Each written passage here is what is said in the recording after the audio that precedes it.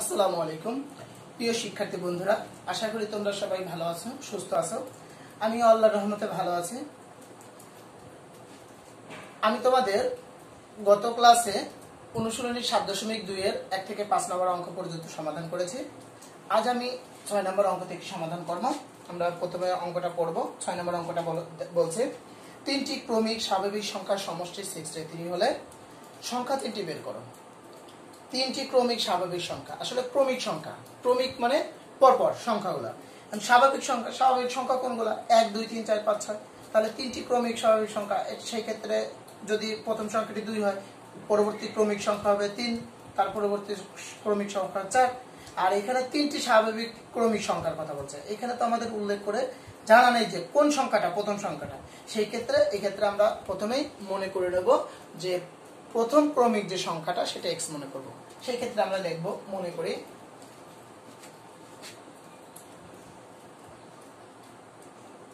তিনটি ক্রমিক স্বাভাবিক সংখ্যা যথাক্রমে x, পরবর্তী সংখ্যা x+1, পরবর্তী সংখ্যা x+2। এটাই হচ্ছে তিনটি ক্রমিক স্বাভাবিক সংখ্যা।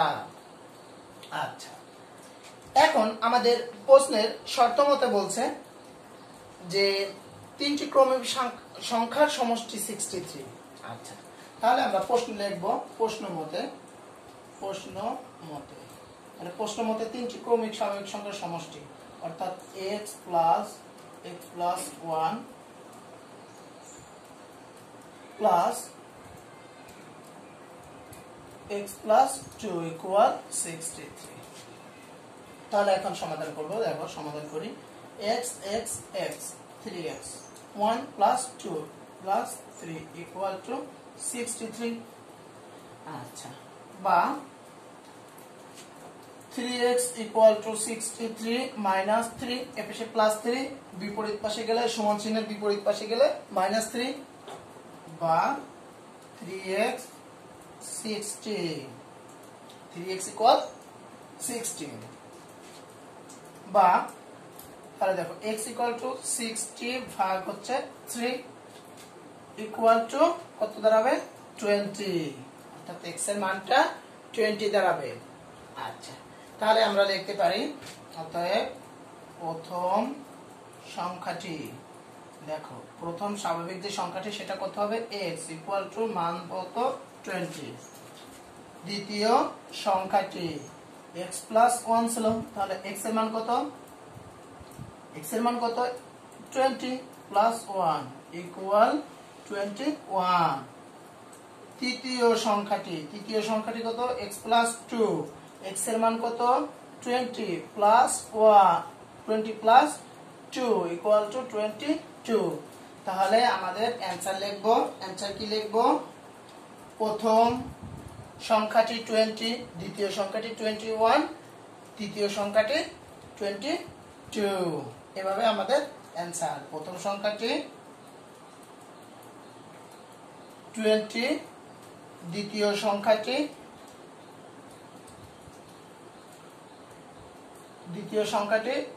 21,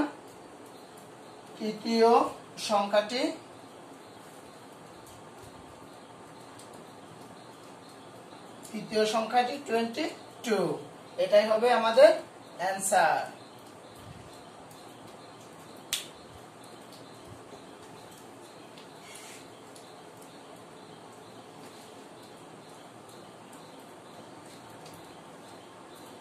এখন 7 নম্বর অঙ্কটা করব। 7 নম্বর অঙ্কটা পড়ি। 7 নম্বর অঙ্ক বলছে দুইটা সংখ্যার যোগফল 55 এবং বড় সংখ্যাটি 5 গুণ ছোট সংখ্যাটি 6 গুণের সমান। সংখ্যা দুটি নির্ণয় করো। অর্থাৎ দুইটি সংখ্যার যোগফল হচ্ছে 55, বড় সংখ্যাটির 5 গুণ ছোট সংখ্যাটির 6 গুণের সমান। সংখ্যা দুইটি নির্ণয় করতে বলছে। তাহলে প্রথমেই আমরা ধরব ছোট সংখ্যাটি।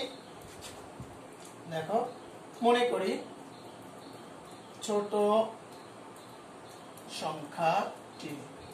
ছোট সংখ্যাটি কত হবে?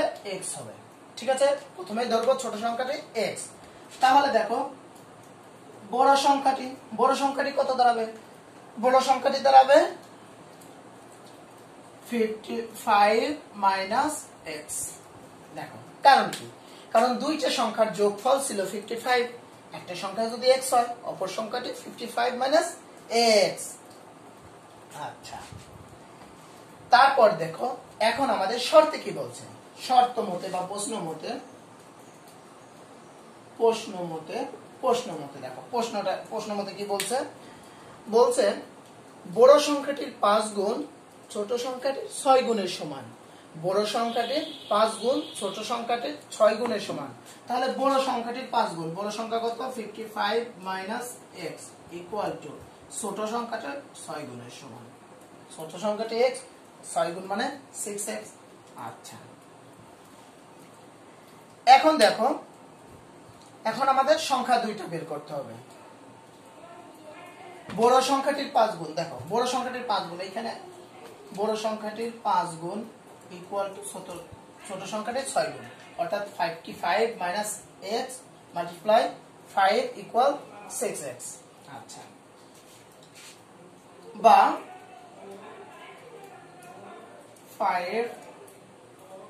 275x 275 minus 5x equal to 6x। বা দেখো 275 ইকুয়াল 6x প্লাস 5x, বা 275 ইকুয়াল টু 11x, বা 11x ইকুয়াল টু 275, বা x equal to 275 divided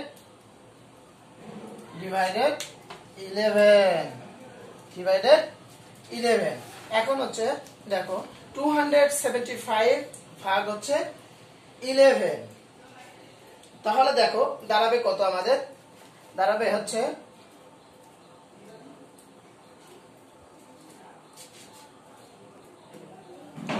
equal হচ্ছে 25। অর্থাৎ দেখো তাহলে আমাদের ছোট সংখ্যাটি দাঁড়াবে কত? ছোট সংখ্যাটি হচ্ছে 25।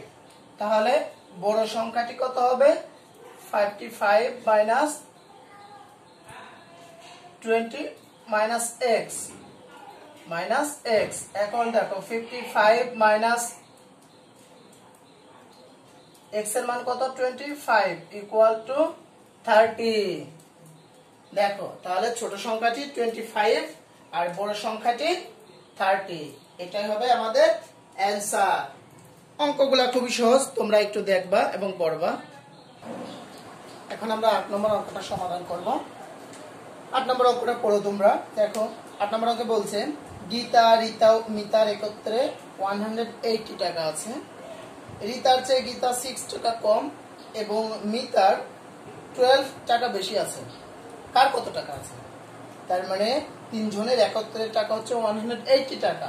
রিতার হচ্ছে গীতার চেয়ে 6 টাকা কম এবং মিতার চেয়ে 12 টাকা বেশি আছে। কার কত টাকা আছে? তাহলে প্রথমে আমরা ধরবো, মনে করি রিতার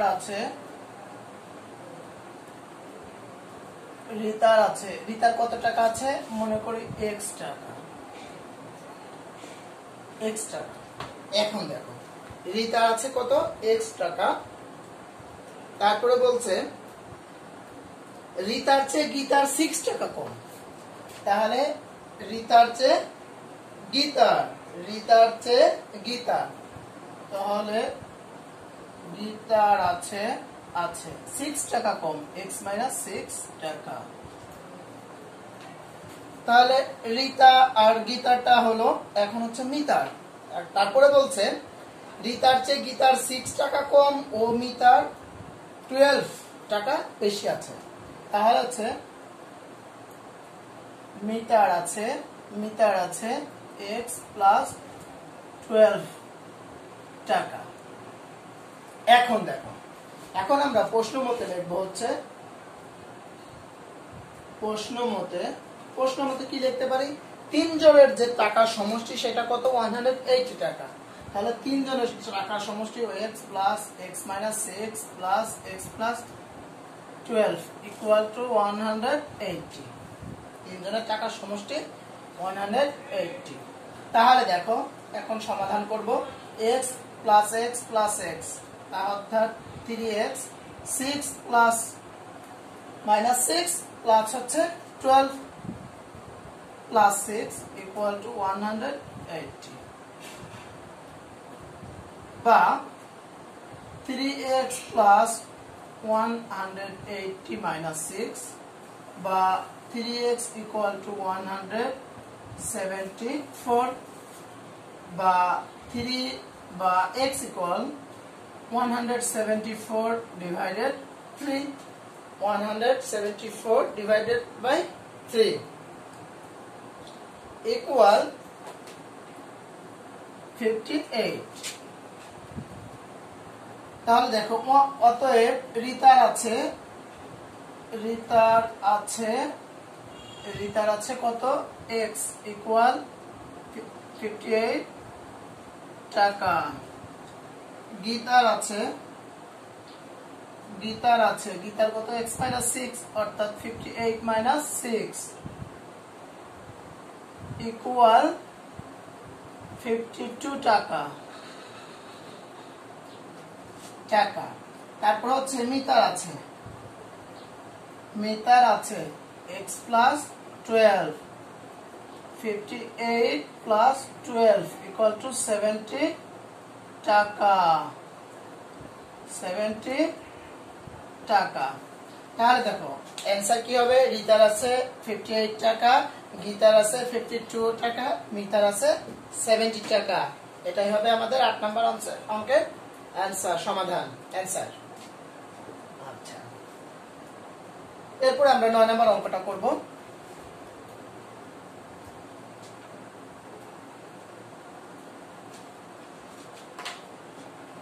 9 নম্বর অঙ্কটা দেখো কি বলছে। 9 নম্বর অঙ্কটা বলছে একটি খাতা ও একটি কলমের মোট দাম 75 টাকা, খাতার দাম 5 টাকা কম ও কলমের দাম 2 টাকা বেশি হলে খাতার দাম কলমের দামের দ্বিগুণ হতো। খাতা ও কলমের দাম কত? তাহলে আমরা প্রথমে ধরে নিব খাতার দাম x টাকা। মনে করি খাতার দাম x টাকা, খাতার দাম তাহলে কত ধরবো x টাকা। তাহলে দেখো কলমের দাম কত, কলমের দাম একটু খেয়াল করো, কলমের দাম কত হবে। আমার খাতা এবং কলমের একত্রে দাম হচ্ছে 75 টাকা। তাহলে দেখো খাতার দাম যদি x টাকা হয় তাহলে কলমের দাম কত 75 মাইনাস x টাকা। এটাই হবে খাতা এবং কলমের দাম। এখন দেখো প্রশ্ন মতে কি বলছে। প্রশ্ন মতে বলতে খাতার দাম 5 টাকা কম, কলমের দাম 2 টাকা বেশি হলে খাতার দাম কলমের দামের দ্বিগুণ হবে। দেখো খাতার দাম 5 টাকা কম, খাতার দাম 5 টাকা কম। তাহলে প্রশ্ন মতে দেখো, প্রশ্ন মতে খাতার দাম 5 টাকা কম, 5 টাকা কম অর্থাৎ x মাইনাস 5। কলমের দাম 2 টাকা বেশি হলে, 5 টাকা কম কলমের দাম 2 টাকা বেশি হলে ইকুয়াল টু কলমের দাম 75 মাইনাস x, 2 টাকা বেশি এটা হচ্ছে কলমের দাম, এর সাথে 2 টাকা বেশি মানে প্লাস 2 বেশি হলে বলছে কলমের দাম দ্বিগুণ হতো। তাহলে গুণ হচ্ছে 2, বা x minus 5 equal to 75 plus 2 77 plus x minus x গুণ হচ্ছে 2, বা x মাইনাস 5 ইকুয়াল টু 154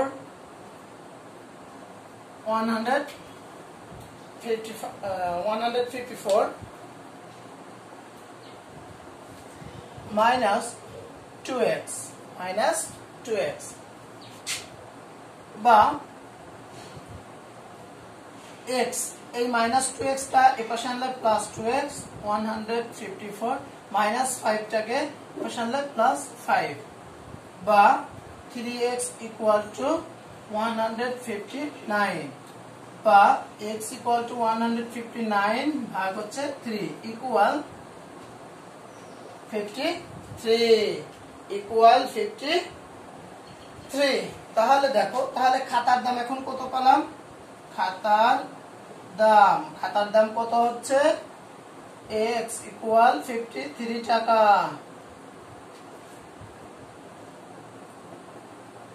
কলমের দাম কত হচ্ছে? x 75 minus x equal to 75 minus 53 টাকা। তাহলে এটা হচ্ছে কলমের দাম। 75 minus 53 22 টাকা। 22 টাকা। তাহলে অ্যানসার কি হবে? অ্যানসার হবে খাতার দাম, খাতা 53 টাকা, কলম 22 টাকা। 22 টাকা, এটা হবে আমাদের অ্যানসার। সবাই ভালো থাকো, সুস্থ থাকো, বাসায় অঙ্কগুলো প্র্যাকটিস করবা। আল্লাহ হাফেজ।